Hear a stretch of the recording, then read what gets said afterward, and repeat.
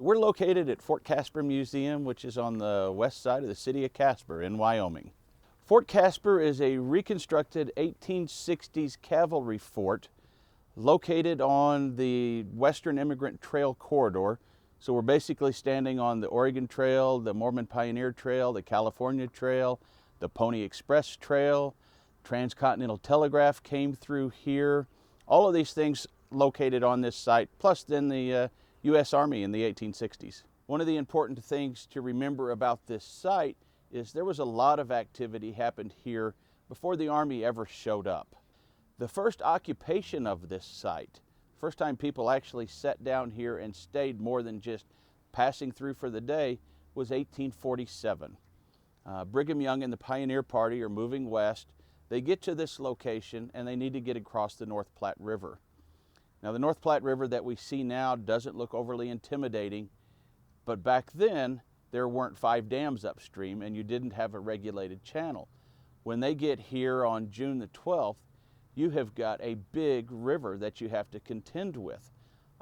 June, you've got all the snow melt coming out of the mountains. The river's as big as it's going to be all year whenever the pioneers are showing up here. So we're looking at a river that's almost 1,000 feet across. So what they had done is they built a ferry operation. Prior to that, you just forded the river. You found a shallow spot and hoped the river was shallow enough you could get across. The ferry operations became a safer way to cross. So once they crossed their party, they realized there are a lot of immigrants on the trail. We can help others for a small fee. So they set up a ferry operation during the migration period each summer. That first location was here. The ferry lasts for 6 years, and there's a bridge built downriver from us. The bridge puts the ferries out of business. Basically, you can pay your fee and cross on the bridge and you keep moving. Now, for our site, we had a bridge built in 1859. Again, these were toll bridges. The fee was based on how high the river was running. Purely commercial operation. In 1860, this is a Pony Express relay station. Now, the Pony Express had home stations and relay stations. This was a relay station where they would just change horses, but this was a Pony Express station. That lasts 19 months. Pony Express goes out of business. This is now a telegraph station. The fort's located here primarily because of the Transcontinental Telegraph. In 1862, early in the Civil War, if you'll think about that, the North's not doing so well, but keeping the communication open to the West Coast, to California, keeping that Transcontinental Telegraph going was important enough that the U.S. government sent soldiers out here to help maintain the telegraph. Now, what they did was not send very many of them. So the units that were located here between 1862 and 1865 was the 11th Ohio Volunteer Cavalry. We had one regiment that was responsible for more than 300 miles of the telegraph and trail. Things start to change in 1865 as the war winds down back east. You start to see more military units coming out here. We're reinforced in the spring of 1865 by the 11th Kansas Volunteer Cavalry. There were also a couple of infantry units. The 3rd and the 6th U.S. Volunteer Infantry came out here also as troops that were stationed out in the west. Depending on the year, there were sometimes issues with the various native tribes, and sometimes they were more friendly, other times a little more hostile. But this particular area wasn't really settled. It was a pass-through, but it still created tensions with some of the tribes. 1865 happened to be a particularly bad year for that.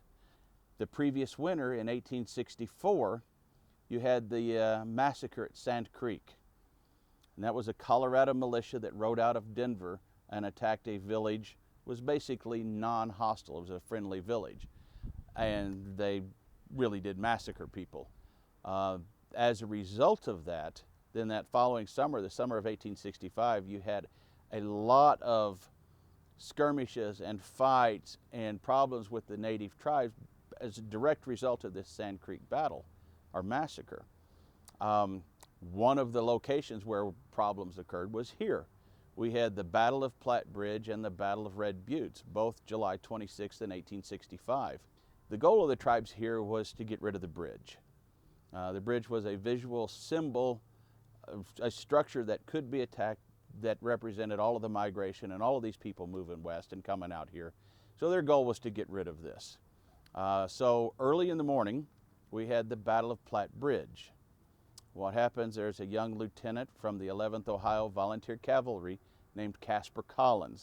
He's actually passing through this fort on the day of the battle.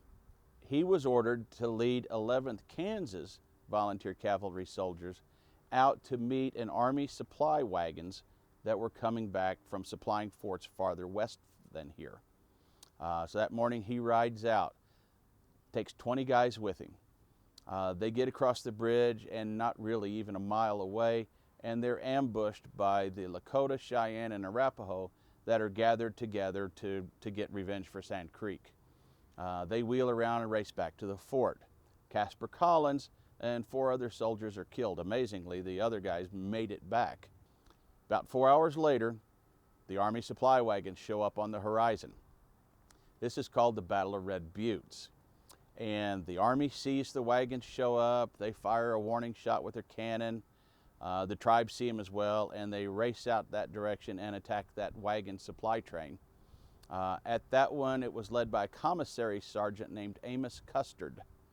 There were 25 guys with that group. There were 5 of them in an advance guard, and they wheel to the right, race down to the river, get rid of their horses, and 3 of those guys actually made it back to the fort. All of the rest of them that were the supply wagons were eventually all killed. Well, shortly after that, because of the battles and because we have a young lieutenant named Casper, who was a son of the regimental colonel, the Army changes the name of this fort. From 62 to 1865, this was really called Platte Bridge Station. It's in 1865 that they changed the name of the fort to Fort Caspar. The fort then, once it becomes Fort Caspar, this is in the fall of 1865, it really only lasts 2 more years. And they add a lot of buildings. There's a massive construction program in 1866 and 1867. So this fort becomes its largest Fort Laramie. There are almost 500 soldiers here stationed by the 1867. And what happens is, in 1867, the Army really determined they'd built it in the wrong place. So in the fall of 1867, they issue orders that they are to take all salvageable materials and they haul it 45 miles east of here and basically use that to put up Fort Fetterman. Fort Caspar, when they closed in 1867, was basically nothing left here. The community started in 1888 and incorporates in 1889, but it was near the location of the old historic fort. And even those early pioneers that formed the community, they knew there used to be a fort here, which is how we end up with the town of Casper, named after Fort Caspar.